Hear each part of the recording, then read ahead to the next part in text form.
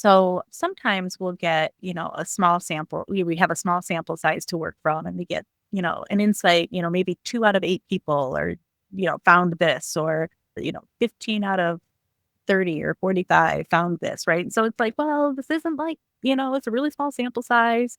And so there's all these reasons why we could kind of explain it away, but we shouldn't do that, right? So we kind of take note and say, okay, here are some stories that we're collecting. And then we go into the data and say, you know, these are the behaviors that we've observed. If we can kind of classify or understand those behaviors, whether it's the way that somebody is, connecting their phone via Bluetooth or the process that they go through something, is there something that was special about this group, or is this actually representative of what's going out in the real world?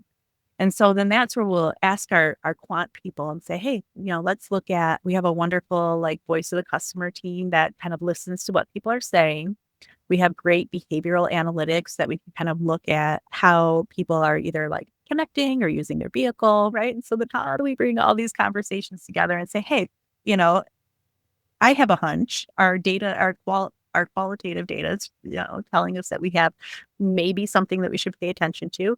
And a lot of times what happens is with the new users of this kind of phone, we have in fact actually found that we're experiencing this kind of issue. And what the qualitative data has pulled up is usually when we have not like a mass market issue, but something that might be a little bit more niche. Maybe if we're talking, just to keep the example going, if we're talking about phone connection, maybe it's, if we're talking about, I love Tidal, I'm a Tidal user.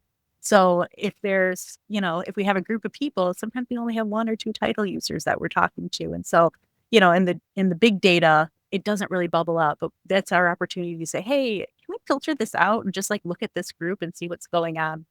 So that might be a good example.